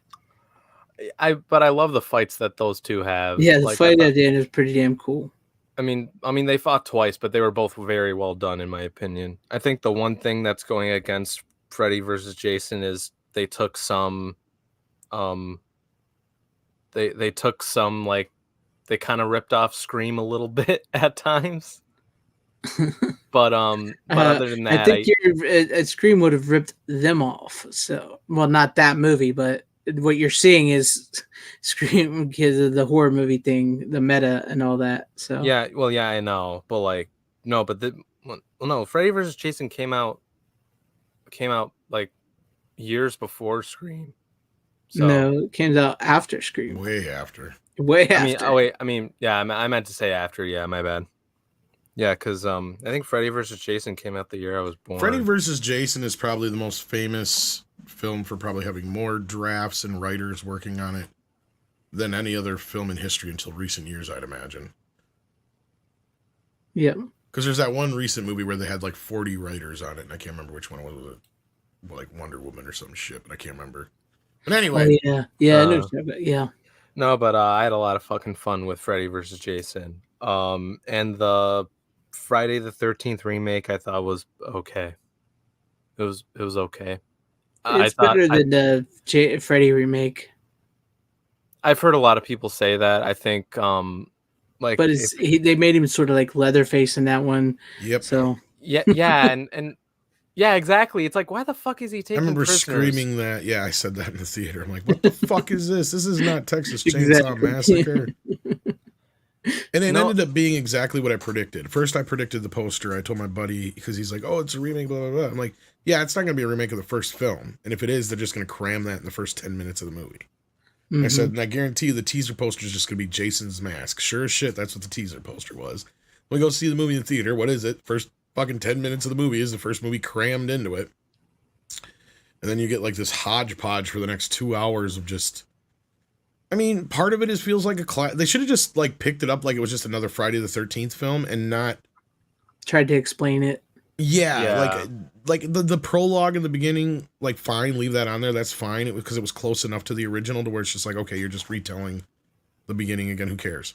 But like after that, they could have just picked it up like it was just another Jason film, and I wouldn't have had a problem with it.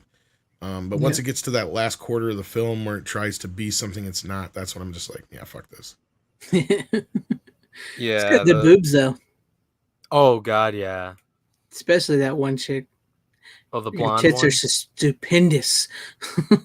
Yeah, you know guy, that's the same. You know that movie is connected to Transformers, right? Yep, because that's the same blonde-haired douchebag. It's the same character, yeah. Yep. Did you catch that, Runner? Have you seen the original Transformers movie with Son of a Gun? Thought the Michael Bay ones? Yeah. Yep. I watched a few of them. I didn't care for them. Did you see the guy in the first one? It was his name Trevor, I think it was. Yeah, I think his name was Trevor. Yeah, it's the same character that's in Transformers. I tried getting into Transformers as a kid. I couldn't. But you would be the one that was dating Megan Fox before she left, right? Like that was her first boyfriend. The first one, yeah. BDW, Dan Blackwood Pinhead was actually in, I believe, one of the scripts for Freddy vs. Jason at the end. I do believe. That's cool.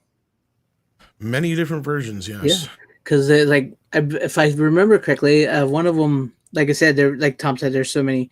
I read one where it's like they would battle and then they'd end up in hell at the end, and both of them, and they're still fighting, and then Pinhead like is down there, and he like separates them.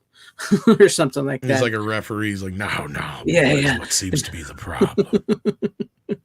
Because they just won't stop fighting. That's one of the biggest problems with it is they couldn't figure out how to end the movie, who to win, how to end the fight, and all that. So there was so many different things. Like one is they just kept fighting in hell, and then Pinhead showed up and was like. And I haven't checked out the special features on this disc. Jason Voorhees, I'm here to kick your ass. No, roll out. Could you imagine Jason if we got at him just like... I really wish we got a RoboCop versus Terminator film. That would have been awesome. If done right. But since Runner finally watched it and we talked about some horror icons tonight,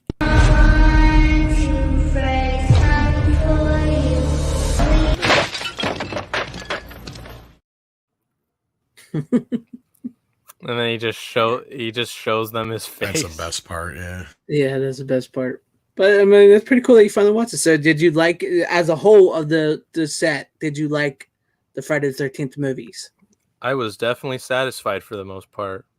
This was definitely worth. I think I paid like $115 or something like that in Amazon or something. Definitely worth the price. Yeah, it's one of the best box sets. Have you seen all the Halloween movies yet? No. What about the Nightmare on Elm Streets like we talked about? I've seen the first 3 Nightmare on Elm Streets and Freddy vs. Jason, if that counts. Well, you need to get on the ball and see the rest of those.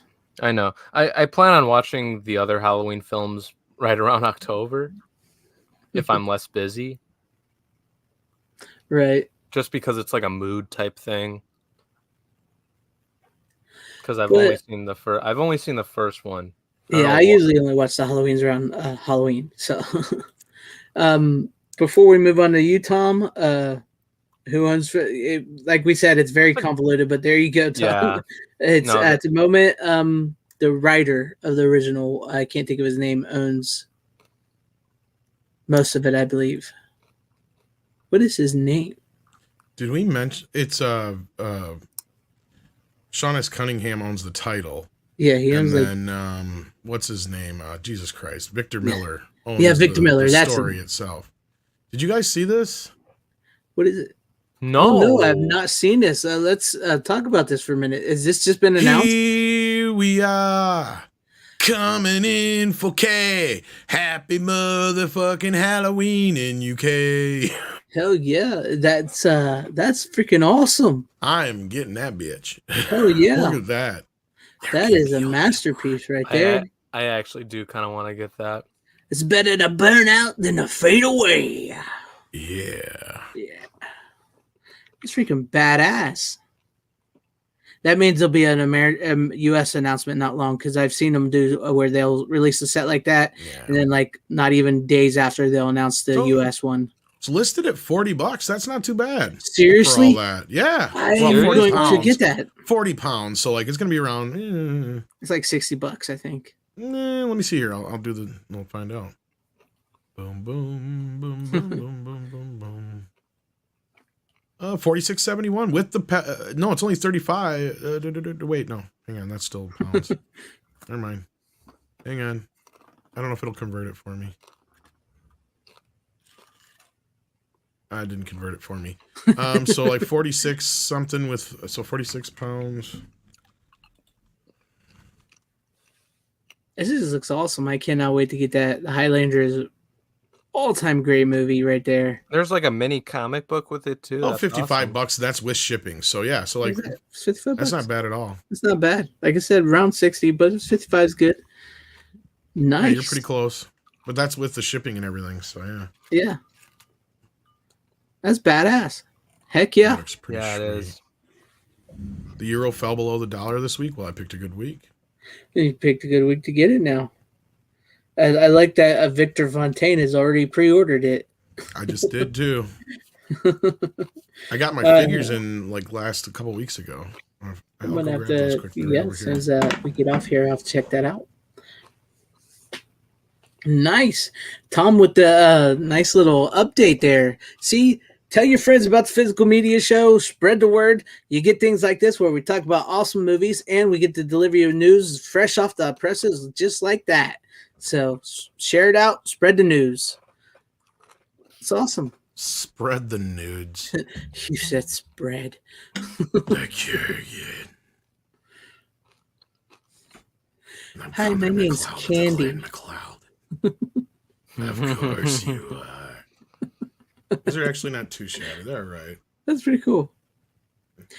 I'm Connor McLeod of the Clan McLeod with a French accent. Where the hell are you from? Lots of different places. You'll lose your head. It's the same company that did the Bill and Ted ones, so they're kind of me. Yeah. They come apart and shit, I think. Well, maybe not these, but the Bill and Ted ones did. I mean, they look alright, though. Pretty good. Doesn't look too bad. I can't get the Kurgan's thing to stay in there. I do love that Spanish peacock. You got a Scottish man playing a Spaniard and a Frenchman playing a Scotland guy. A blind Frenchman at that. Yeah. Playing a sword fighter. This is a great movie, too. I love that movie. But, yeah, Tom, it's your turn. So what do you got for us? Well, I got a trilogy here. Speaking of movies based on true stories, this one, depending on who you ask, and not only that, this is also one of the movies that is going out of print from Shout Factory. And I don't necessarily see it getting, maybe the first film will get a 4K release, but I don't even think the negative exists for the second and third film. Because this one is a Bing Crosby released, his production company. And for those who may not remember why that's significant, he had the rights to Willard and Ben, and they lost the negative to Ben. Oh, that sucks. And I have a feeling that's the same case for part 2 and 3 of this film, but the first film looks good, so I'm assuming they still may have the negative for that. But for those who haven't seen it, it's a 70s classic, American icon, Walking Tall, the story of Buford Pusser. Buford Puss. Yes, If you sir. guys have not seen this film, and well, the sequels are. I haven't seen the sequels, but I've seen the first one. Well, actually, that's I mean- not true. I've seen the sequels, the second one. The third one is pretty good too. I mean, they're all decent, but I actually don't. I like both. Vincent he's all right, but I actually prefer what's his face from the first film more. Joe Don Baker. Yeah, Joe Don Baker. I have that on DVD. I don't have the Blu-ray. I mean, I hope that the first movie gets a 4K release, but I'm not going to be surprised if it never does. So that's why I made sure I got this when I did, because if The Rock starts pushing his remake, you may get a 4K of the original. I've never seen the remake, and I don't really care to. I've heard enough shit about that. It's not even really the movie. He's not even Buford Pusser. Buford. No. Now, of course, there's been a lot of people who've challenged this story, and clearly it is definitely a Hollywoodized version. No idiot's going to sit there and go, oh, this is completely 100% accurate. Yeah. So there's some people who have like this disdain for Buford, and it's like they're on this crusade to prove him as a liar, and they've even gone so far as to accuse him of shooting his own wife. That's right? crazy. Like there's some nut bars out there, and granted, there's some things that you can tell have been embellished and amalgamized and added and subtracted from the story. And is Buford a perfect person? No, but they don't pretend that he is either at the same time. Yeah, he doesn't always come off as like the greatest guy in that movie. But there's a lot of people, and what's ironic about it is a lot of these people who are trying to paint Buford in bad light generally have some connection to somebody in the Dixie Mafia. Mm-hmm. So it's really hard for me to take them fucking seriously. It's true. So you want me, you're the descendant of a bunch of murdering, thieving gamblers. And you're trying to pretend that your grandpa and your whatever were fucking innocent, and Buford was the bad guy. Buford was this guy walking around with his stick cleaning up the town. He was the prick who was doing all the bad things. Well, and then they're trying to say that he was actually on the take from some other different organizations, and he was clearly doing their dirty work for them, which is not true. At least not from my perspective. Buford, as crazy as some of his techniques may have been, he really was exactly what they needed down there at that time, because bootlegging was getting really bad. And it wasn't so bad in a sense that, people shouldn't drink. No, it was like, it was fucking killing people. Right? Like people would get poisoned left and right. Yeah, it was bad. Trust me, I know. I'm from near that area. Well, go ahed and let me hear what you got to say about this, because I'm really curious how people from the South view Buford. We're much more for the Hatfield McCoys. My area is, but yeah, it was. I agree. Most people around here like Buford Pusser. They agree that he was what it needed. It was the moonshining thing. Was there's still people out here that do that, and yeah, it was pretty bad back in the day. From my mom and dad could tell you more about it than I could, because my mom's from Harlan, Kentucky. So, which was a big area, which is still considered a rough place. But yeah, down near, he was from Tennessee, right?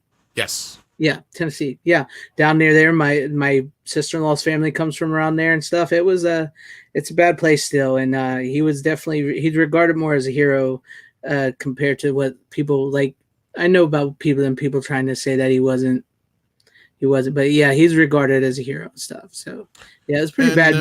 It's pretty much moved on from the moonshotting to the opioid pandemic right now. Yeah. So they just went from one to another. But no, it's sad. The spoilers for the third film. Yeah, they actually even address it in the movie. Mm-hmm. He literally left a meeting where he signed a contract to play himself in the sequel. And that's why Baker backed out of the sequel and never returned, out of respect for Buford. But on his way home that night, he had dropped his kids off at the fair. And then on the way back, he got in an accident, and his daughter was in the car behind him, and was the last person to see him alive. So yeah, it's a really sad, tragic, and there's still people who don't believe that he wasn't murdered, that his car wasn't fucked with. He was driving very fast, though. He had been drinking. It had been a long day for him. So there's a lot of things that kind of factor into it, but it was a straightaway, and he lost control and went over 4 lanes technically of traffic into an embankment. It wasn't the first time his cars had been tampered with either. So yeah, if that's the case, they never really investigated it though. From that point on, it was just kind of left alone. And true. his family still has the car. It's actually in his museum. You can go see it. Yep. And I learned that there was a TV show. Yes. As Tim Hayes points out. Again, like with Shaft, I had no fucking clue, but Isn't it's a it very weird? similar situation. And they tried hard from those to make movies this show from the happen. 70s and stuff, like Shaft and that just went on to like try to be TV shows and stuff too. Well, they actually have Bo come back, and not only that, they tried to give it a second chance. It was a mid-season replacement, it looked like, and it only had like 6 or 7 episodes or something like that. Yeah. And they repeated them again the next spring to try and get some kind of interest in it. All the episodes and in different time slots, and they just couldn't for some reason. But yeah, much like Shaft, it's a head scratcher. You got the original, actor, or technically original actor involved. In this case, it was the actor of the time, but yeah. And as far as I know about the series, I have not seen it. It is I do have it ordered, so eventually I'll see it. But, so we'll be getting from into what that. I've seen of it compared to Shaft, it seems to be a little bit better, but it seems very tamed down. And it's supposed to take place, I believe, in between the first 2 films, if I'm not mistaken, by the time wise. Like I said, I've seen I own the original. I've seen the original, and I think I've seen part of part 2, but I've never seen part 3. But yeah, I enjoyed the first one. And speaking of like what you talk about, Buford Pusser, that's the only mention they give him in the Rock, because I've seen the Rock's Walking Tall. That's what they mention. That's what they say is like, because you have to have a connection. It's based on this guy's story. It's like the bad sheriff, which is basically implied that they probably killed him. Is like, oh, Sheriff Pusser was run off the road or crashed his car into an embankment and it died not too long ago. So they actually bring that up in the remake. I've never seen the remake. I've seen it. They bring that up in the movie. That's what they tell The Rock, like the bad cop sheriff in that. When he comes back into town, The Rock's character, and they tell him, oh well, poor Sheriff Pusser rolled his car into an embankment and died, and it's basically implied that they killed him. So, yeah. So it's supposed to be like a Legacy sequel to the other films, because he is playing a different character. Yeah, I guess you could kind of say but it's like the same fucking story from what I've seen. It's pretty much the same almost story, to a T. Yeah, other than it's The Rock, and he's not Buford Pusser. So is he married? Yeah, his name's like Matthew Vaughn or something like that. No, he's not married at all in the movie. Okay, so they changed that part too. Yeah, okay. What it is he's a military guy. He's coming back from the war, and he's like decorated, and he's coming back to his hometown to live with his mom and his dad. I saw that in the trailer. Yeah, he's living with his mom and dad. For you may not know about this, but this guy went through fucking hell. Mm-hmm. Okay. And yeah, like I don't know if you heard me earlier. Like people even have accused him in recent years of killing his own wife. Like he lost his wife in this whole situation. Mm-hmm. And they tried to kill him dozens of times, and I mean he'd been shot somewhere around 7 or 8 times by the time he had retired and died. Or well, by the time he passed away too, because he actually wasn't a cop anymore when he got killed, but. And he hadn't been stabbed like at least a dozen times or some shit like that. So yeah, like I mean, and this guy was big. Like he's a big burly motherfucker, and he would not fuck around, I guess. So like but Runner has to go. You want to say anything, Runner, before you go?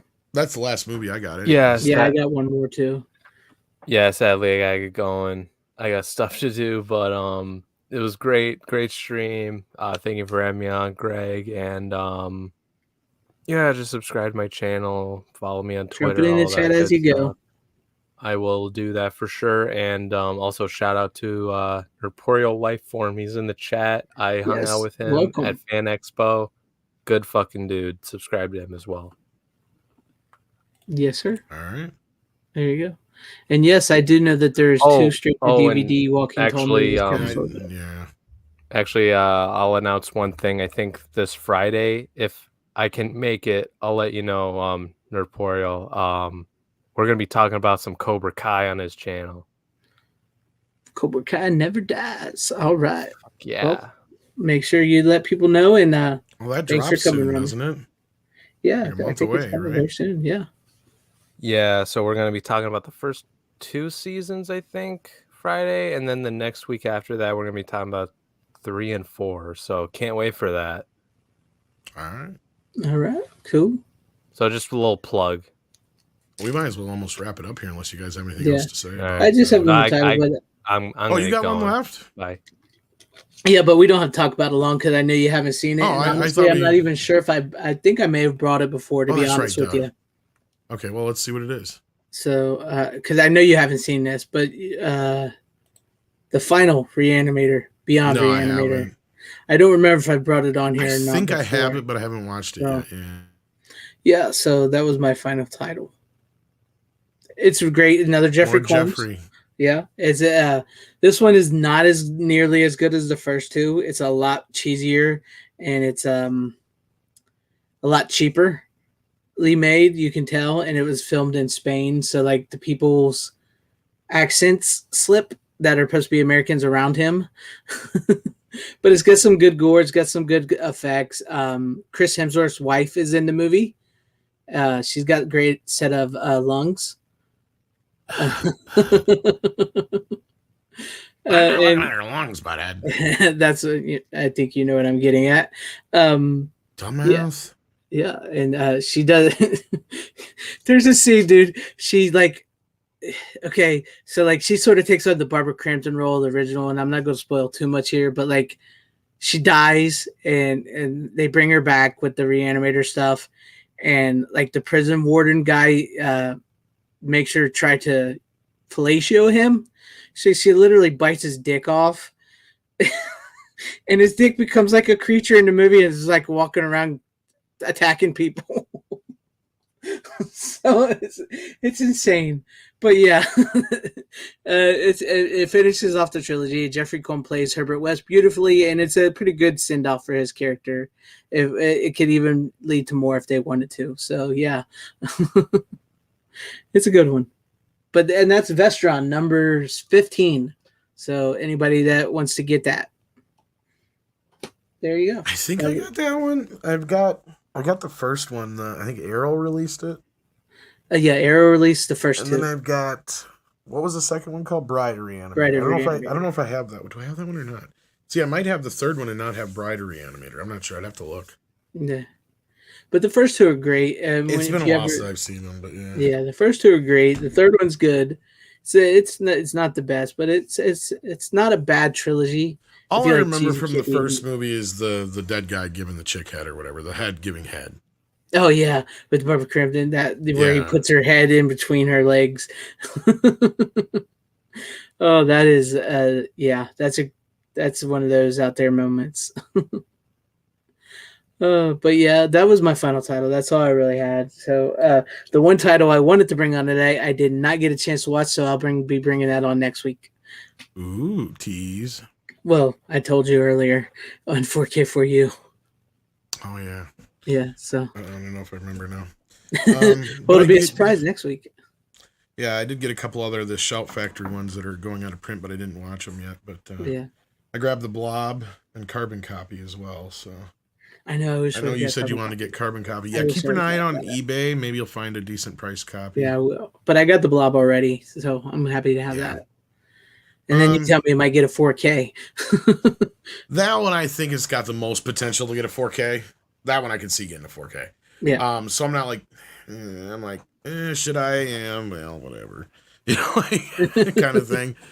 Because I have the import of that, and I don't think it has any of the same special features. So just in case that turns around and Sony decides to release it on their own without the special features or something like that.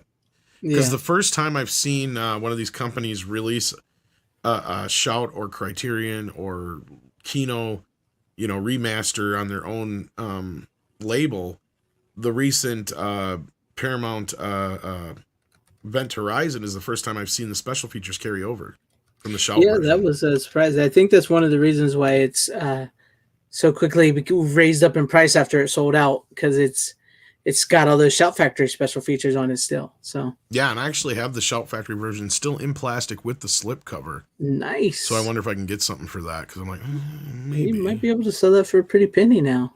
I don't know about a pretty penny, but maybe a little bit. Decent Because I one. mean, I know the 4Ks were already going for like $50-$60 Yeah. on that. But maybe. I don't know. I don't really sell stuff too often. I'm not real good at eBaying. So Same.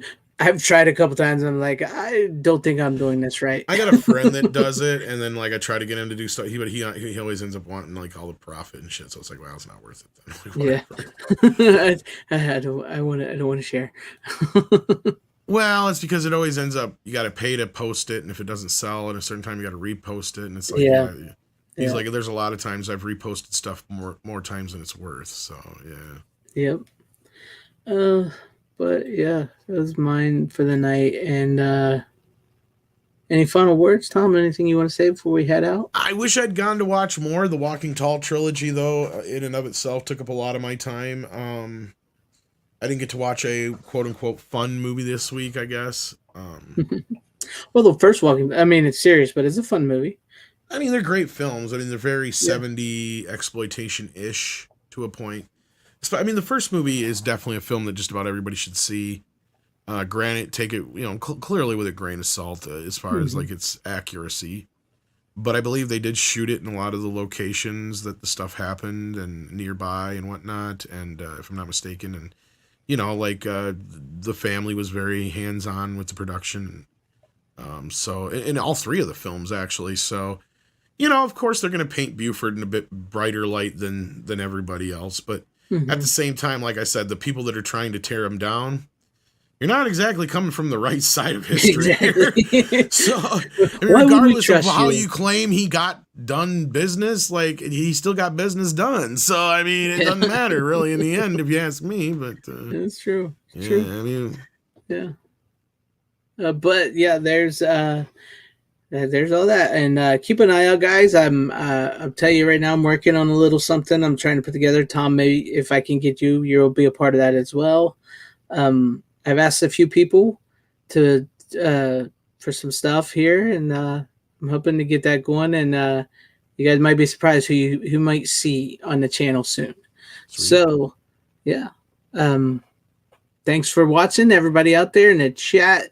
Tyrell72, Brian Barth, the Noporio Lifeform, Random Brad, Cosmic Squirrel, Tim Hayes, Deleted Scenes, Joey. I'm going to get as many people as I can real quick before we close out. Hank VP, Corey Lee and Rogue, Southern Viking, Seika, Bogey, Channel